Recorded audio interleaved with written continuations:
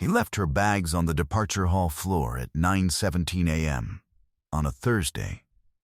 Not outside the terminal, inside it, in front of Gate C, in front of the information desk, the luggage carousel signs, the families with their children and their trolleys and their noise, all of it moving around her like water around a stone. He set the bags down, both of them, and said 4 words. Not a sentence.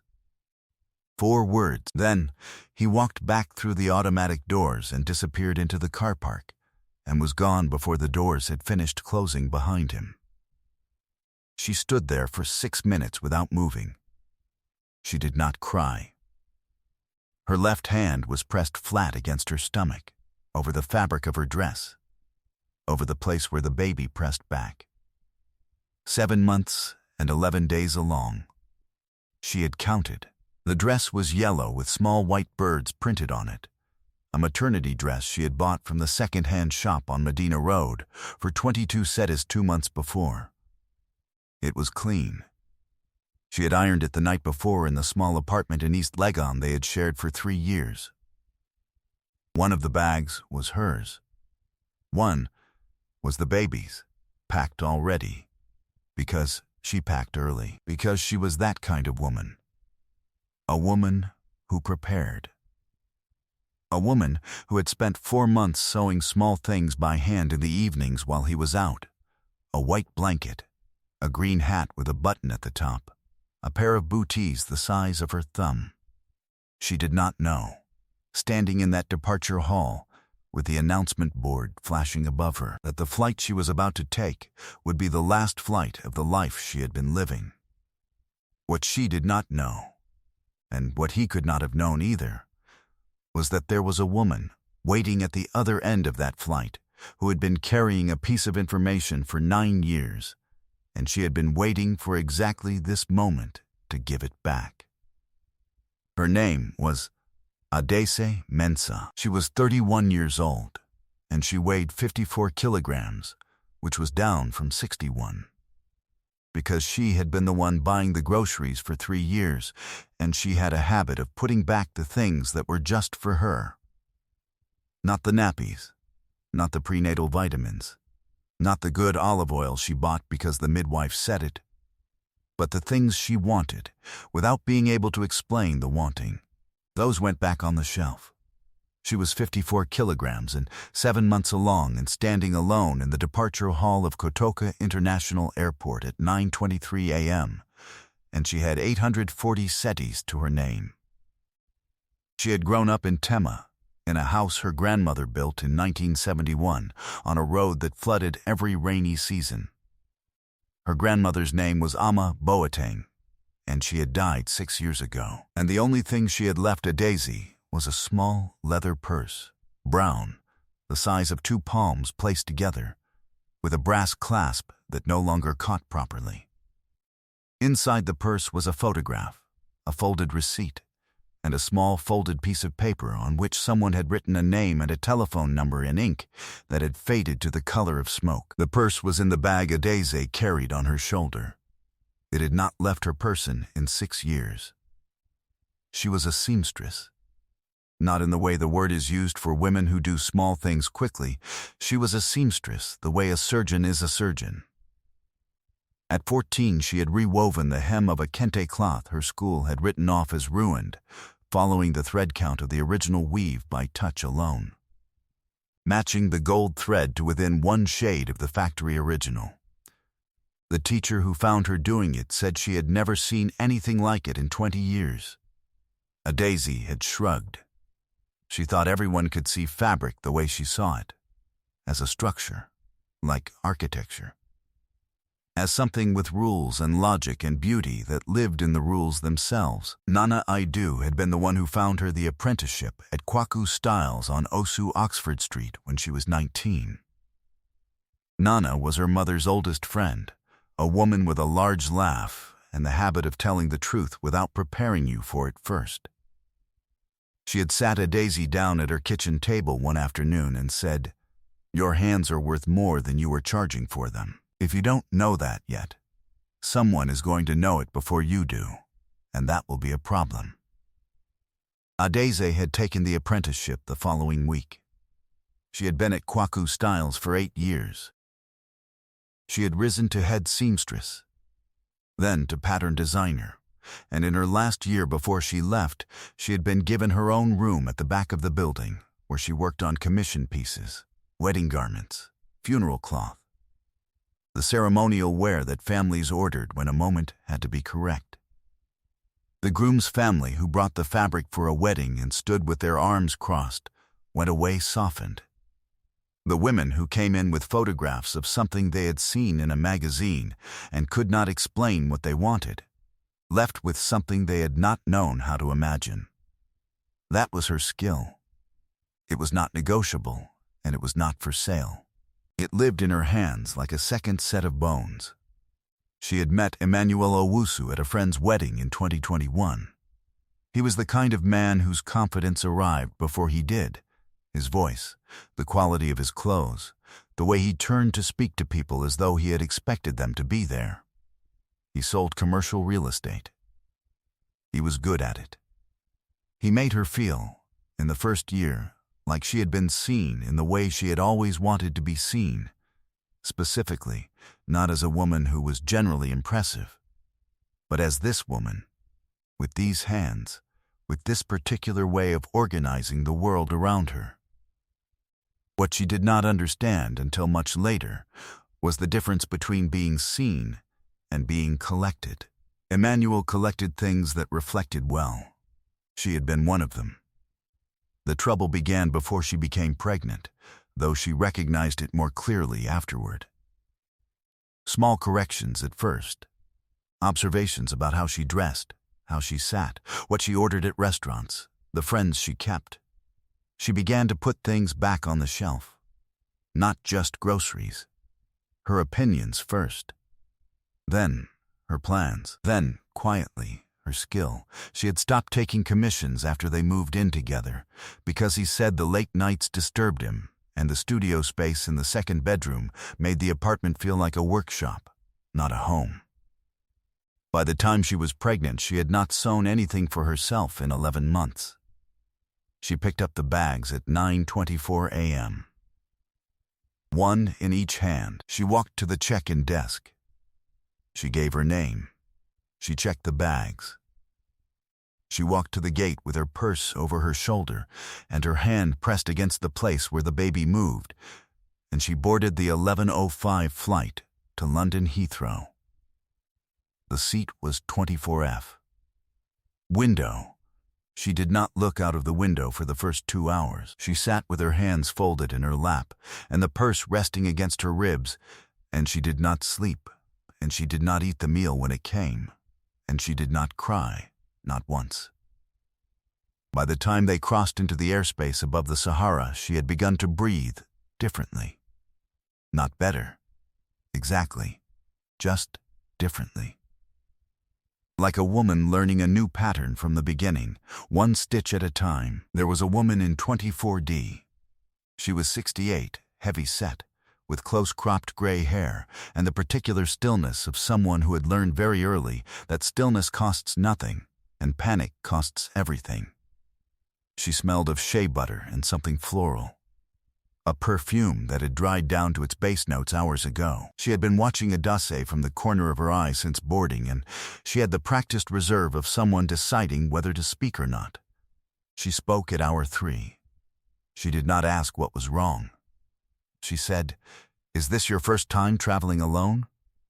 Adase said yes. It was the first true thing she had said out loud in several hours. The woman nodded as though that explained everything. She introduced herself. Constance Asare. She was returning to London from a family visit in Accra. She had lived in Peckham for 31 years. She had a daughter who was a midwife at King's College Hospital, a fact she mentioned the way people mention facts they have come to regard as a form of personal protection. By hour 4, they were talking. Not about Emmanuel. Adese did not say Emmanuel's name, She said my situation, and Constance Asare understood what that meant without requiring explanation, because she was 68 years old, and she had a full understanding of what my situation meant when said by a pregnant woman traveling alone. By hour 5, Constance had written an address on the back of a boarding pass stub. She pressed it into Adaisy's hand. My sister-in-law. Deptford. She has a room. She takes people when they need taking. Tell her I sent you. She will not ask you what she doesn't need to know. Adaise pressed the paper between her palm and the brass clasp of her grandmother's purse and held it there. They landed at 6:42 a.m. local time. The terminal was gray and loud and cold in a way that felt personal. Adaise stood at the immigration queue for 47 minutes.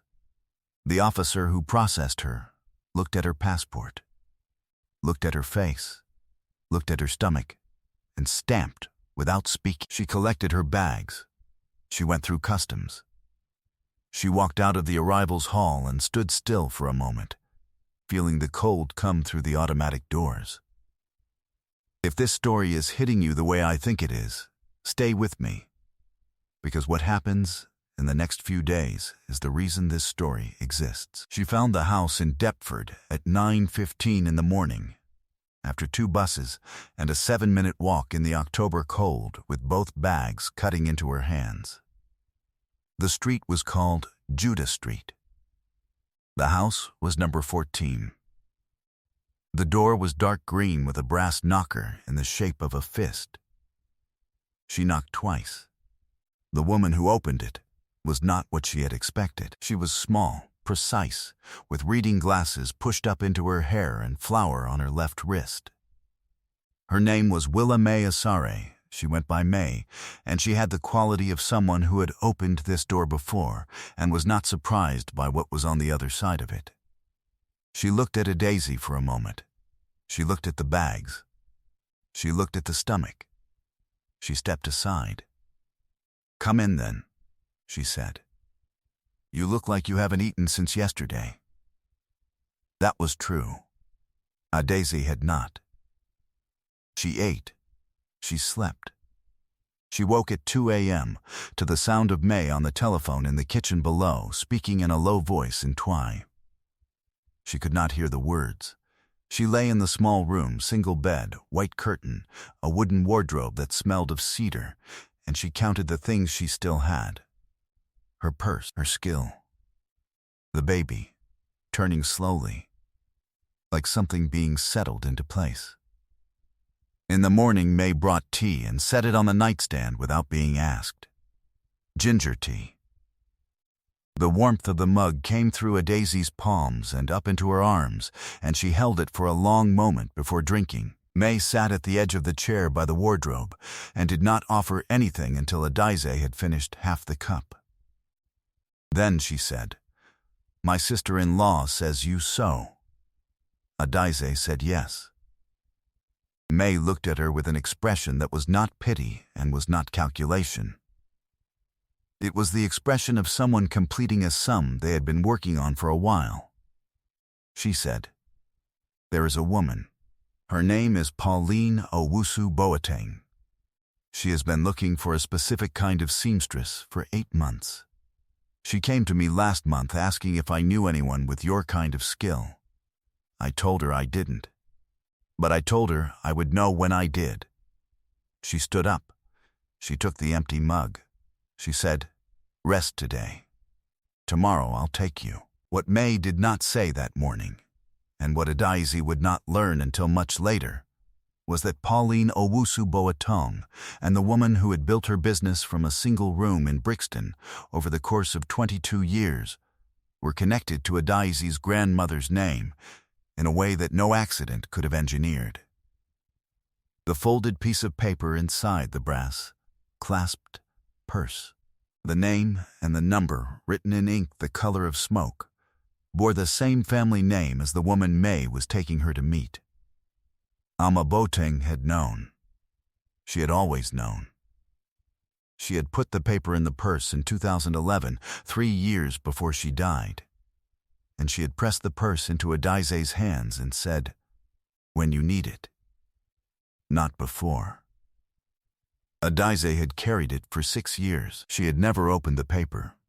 Pauline Owusu Boateng ran a house called Oheneba. It meant princess in Akan, from a building on Cold Arbor Lane in Brixton that looked like nothing from the outside and everything from the inside. She had started it with a borrowed sewing machine in 1992, the year she arrived from Kumasi with a suitcase and a specific kind of determination that does not announce itself. By 2026, Oheneba was one of the most respected makers of ceremonial African cloth outside the continent. Diaspora families from Nigeria, Ghana, Sierra Leone, and Cameroon came to her for naming ceremonies, funerals, weddings, graduations. The cloth they wanted was not decorative. It was correct. It carried meaning and memory, and it had to be made by hands that understood what they were handling. She had been looking for 8 months for a pattern designer who could work in traditional Ghanaian weave construction, not to replicate, but to respond. To take a specific cultural requirement and produce something that honored the past without freezing in it. 3 candidates had come and gone. The first understood the technique, but not the meaning. The second understood the meaning, but not the structure. The third had the knowledge, but not the patience. Pattern design at Oheneba required the ability to work in silence for long hours, to carry the requirements of strangers in your hands as though they were your own, and to produce work that made the family weep in the right way. When Adize walked through the door of Oheneba on the morning of October 14th, she was wearing the yellow dress with the white birds, still clean, and her grandmother's purse over her shoulder. She had slept 10 hours and eaten properly for the first time in 2 days. May had pressed 20 pounds into her palm before they left the house, and Adize had taken it without performing reluctance, because she had learned that some kindnesses are received the same way they are given, quietly and completely. Pauline was at the large cutting table in the center room when they came in. She was 58, broad-shouldered, with close-cut natural hair and the kind of hands that are described, correctly, as working hands, not as a comment on class, but as a description of an instrument that has been used consistently for decades and is better for it.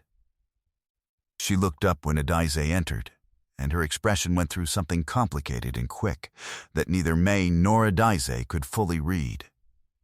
She came around the table. She stood in front of Adize and said nothing for a moment. Then she said, "Your grandmother, what was her name?"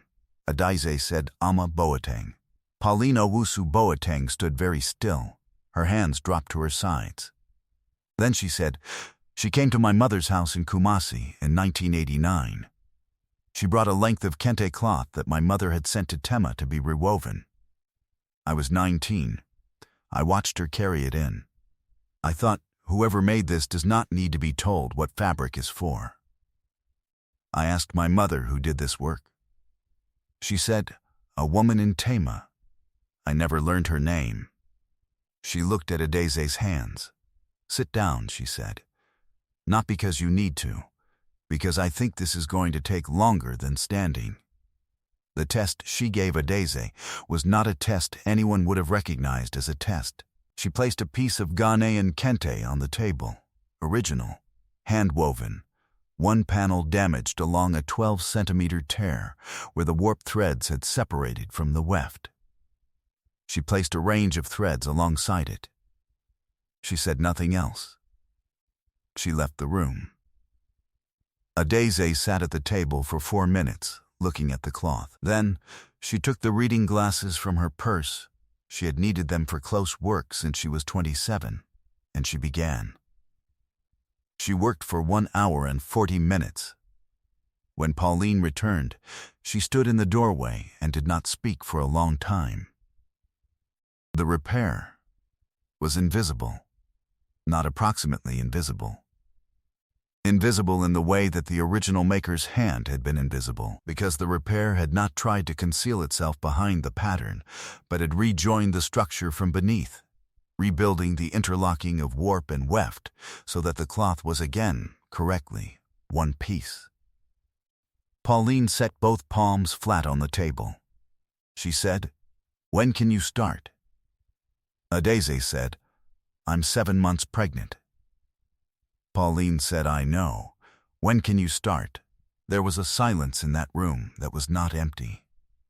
It was the kind of silence that accumulates from a long series of events that have all, without anyone arranging them, been pointing toward a specific moment.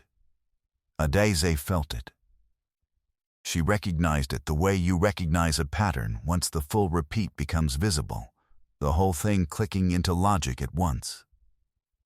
She started on Monday. By the time her daughter was born, on a Tuesday in November, at King's College Hospital, delivered by Constance Asare's daughter, who had been working that shift and who held Adese's hand for the last 40 minutes without being asked.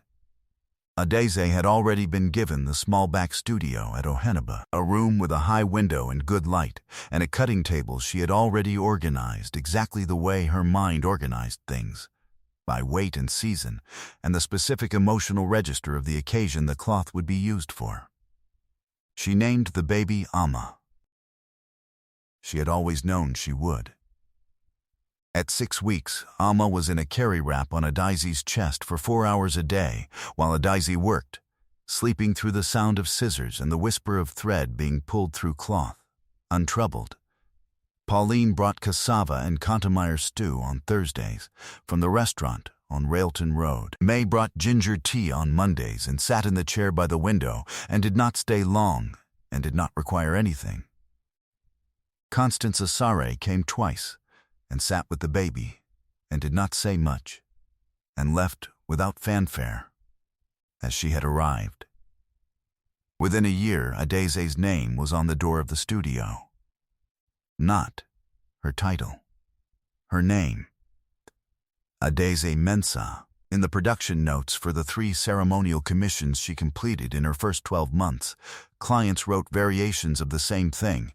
They had not been able to explain what they wanted. They had left with something they had not known they were looking for. Emmanuel called 7 times in the first month. She let the calls go. She called back once, in December, from the studio while Amma slept in the carry wrap. She said what she needed to say, and it did not take long, and she did not raise her voice. He said he had made a mistake. She agreed with him.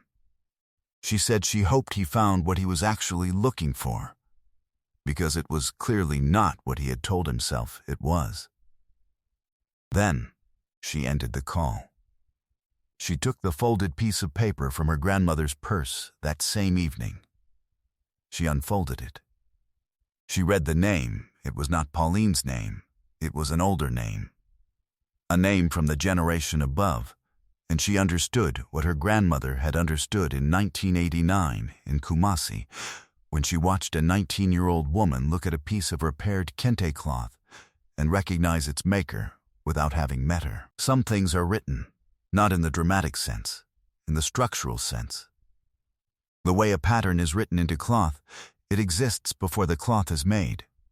The hands that follow it only discover what was already there. She folded the paper back and put it in the purse, and put the purse in the drawer under the cutting table, where it stayed for the next 4 years, undisturbed. Emmanuel thought he was cutting off a woman who could not stand without him. What he did not understand, and what no one could have explained to him in terms he was built to hear, was that he was standing at the departure gate of the most important event in her life, holding open the door. He thought he was ending something. He was, without knowing it, beginning everything. This is the thing about the people who decide they are finished with you. They act as though their ending is your ending too. As though the story they are walking away from is the only story in the room. They take their name off the account. They change the locks. They drop the bags on the floor in the departure hall at 9:17 in the morning and speak their 4 words, and leave. And in the car on the way home, they feel the particular satisfaction of a person who believes they have made a decision that matters. But you cannot take what a person carries in their hands. You cannot remove a skill from the bones that hold it. You cannot lock a woman out of a purpose that was never housed in the building you own. All you can do is open the door. The woman who walked through arrivals at Heathrow at 6:42 in the morning was tired and cold and 840 cedis from nothing. The woman who sat at the cutting table in Oheneba 4 days later was something else entirely. Not because she had become someone new. Because, for the first time in 3 years, she was being allowed to be who she had always been. And it turned out that that person, the woman her grandmother had watched becoming since she was 14 years old, the woman whose hands could read cloth the way others read text, the woman who had been ironing the yellow dress the night before and setting things on the shelf and walking back from the full measure of herself, that woman was more than enough. She had always been more than enough. She just needed the door to open, and so it did, on a Thursday. At 9:17 in the morning, in front of Gate C, in front of the information desk, in front of everyone. He thought he was leaving. He was sending her forward. And some men never understand the difference. If you have ever been the person someone let go of, the one they set down like a bag that was too heavy, leave a comment below. Because I want to know, looking back, did their letting go become the door that opened something they could never have given you? Some of the most important arrivals in our lives were arranged by the people who thought they were arranging our endings. Tell me yours. I genuinely want to read it. Subscribe for more stories about hidden strength, quiet power, and the people the world overlooks until they change everything. I'll see you in the next one.